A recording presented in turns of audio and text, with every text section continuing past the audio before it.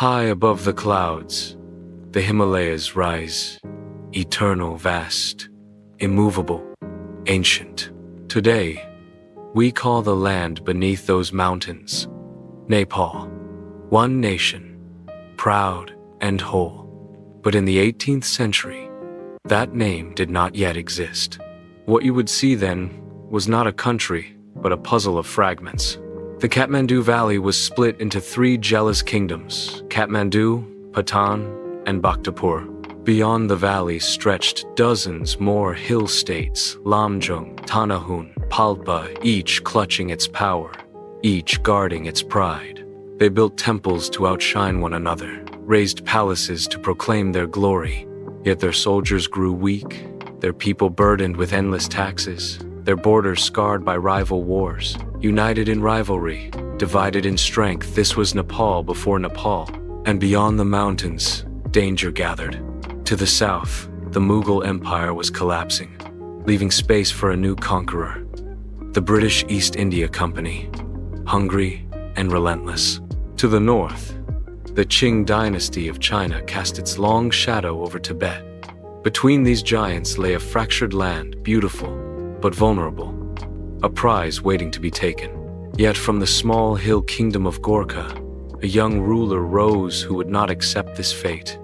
At just 20 years old, he inherited a modest throne, but in his heart burned a vision greater than any kingdom had dared to dream. His name was Prithvi Narayan Shah, and his dream was to forge unity out of division, to turn fragility into strength, and to give his people a nation that could stand against the weight of empires.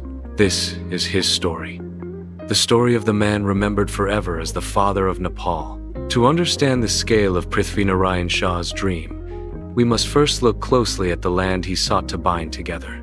In the mid-18th century, the Kathmandu Valley was the heart of culture and trade, but it was also the heart of division. Three rival thrones stood almost side by side: Kathmandu, Patan, and Bhaktapur. Each was ruled by a branch of the once mighty Malla dynasty. Once they had been kings of prosperity, but now they were kings of rivalry. They competed not with armies, but with monuments, temples, palaces, festivals, while their defenses weakened with every passing year. Beyond the valley, the hills were no less divided. Lamjung, Tanahun, Palpa, and many others stood as small states, guarding their borders with suspicion, forever wary of neighbors but blind to the larger threat creeping closer from beyond the mountains. And what of the people? They bore the cost of division. Farmers saw their harvests taxed to feed endless wars. Villagers watched their sons marched away as conscripts to fight for kings who cared only for pride. One conflict ended, another began. There was no lasting peace. Meanwhile, beyond Nepal's fragile borders, two giants stirred. In the south, the Mughal Empire's fall opened the door for a new conqueror, the British East India Company, an empire in disguise, expanding one province at a time.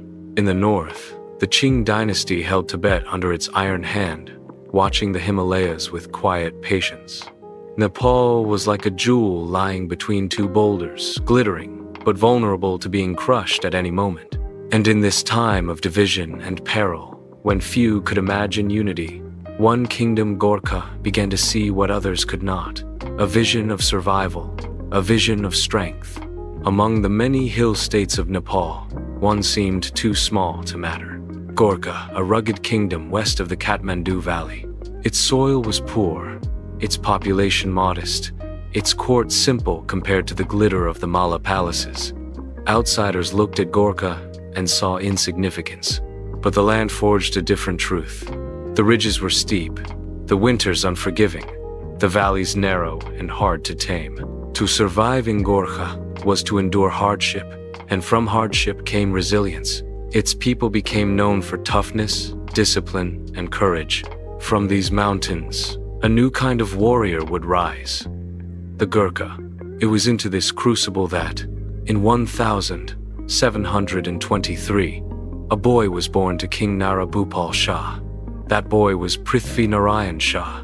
He grew up in a court where alliances shifted with the mountain winds, where every feast might hide betrayal and every border carried threat. From his earliest years, he learned what survival demanded. Loyalty could not be blind, power could not be wasted, and hesitation could mean death. When his father died, the throne passed to him. He was only 20. Many scoffed at the young king of a small, poor state.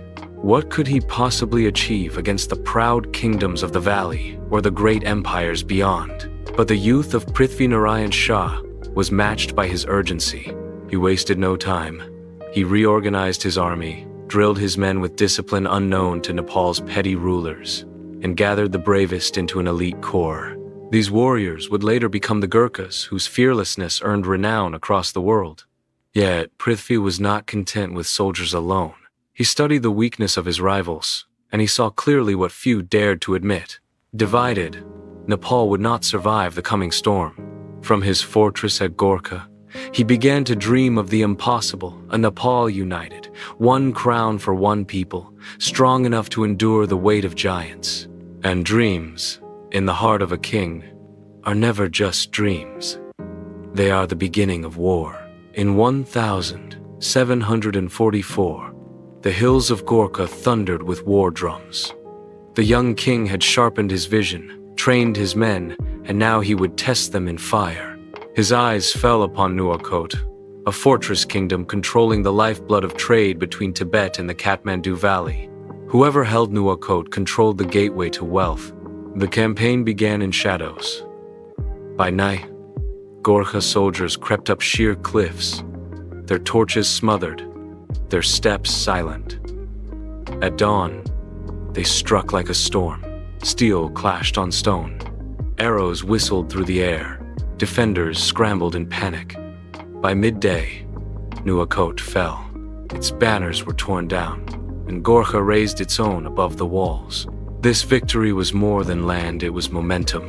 It proved that Gorkha could challenge kingdoms greater than itself, and it gave Prithvi Narayan Shah what he needed most: belief. His men believed in him, and his enemies began to fear his name. But the true heart of Nepal lay deeper. The Kathmandu Valley, jewel of the Mallas. To unite Nepal, one had to seize it, and guarding the valley was the walled city of Kirtipur. In 1757, Gorkha struck. The assault was fierce, battering rams against stone gates, ladders rising against walls, arrows darkening the sky. But the defenders fought like lions. Blood pooled at the base of the walls, and when the dust settled, Gorkha lay defeated. Humiliation burned in Prithvi's chest. 7 years later, he returned. Once more, Kirtipur defied him. The defenders drove his men back, and the young king barely escaped with his life. For most rulers, 2 defeats would end the dream. But Prithvi was not most rulers. In 1767, he came again. This time, he brought patience. He laid siege, cutting off supplies, choking the city into submission. Hunger gnawed at the defenders, morale shattered. When the walls finally fell, Gorkha's vengeance was merciless. Kirtipur was broken, and with it, the myth that the valley was untouchable. The fall of Kirtipur sent ripples of fear through the valley.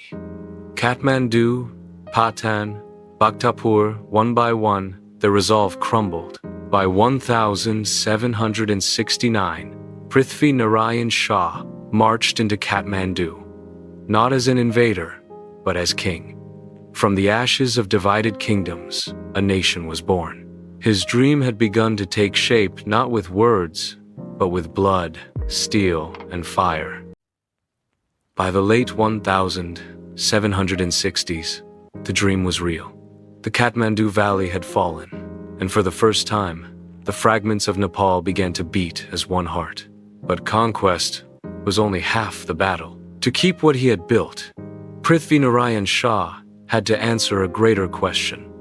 How could this fragile mountain kingdom survive between 2 empires? To the south, the British East India Company advanced like a tide, swallowing India province by province. To the north, the Qing dynasty loomed over Tibet, a giant that had already crushed Central Asia beneath its armies. Nepal stood between them, small, Proud, but vulnerable, Prithvi Narayan Shah understood this truth with brutal clarity. And so he gave his people a warning that would echo through the centuries. Nepal is a yam between two boulders. A yam, soft, fragile, pressed between two crushing stones. One wrong move, and it would be destroyed. This was no poetic flourish. It was strategy. He urged vigilance, unity, and caution.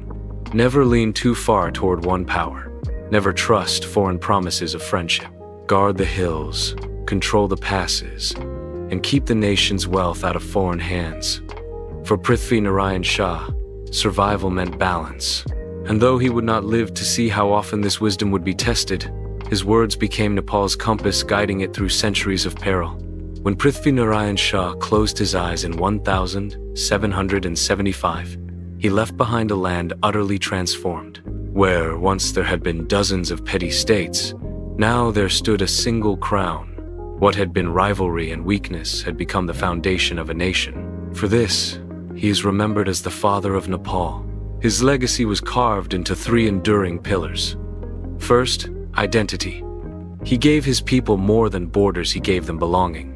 He taught them to see themselves not as fragments of clans and valleys, but as one body, one people.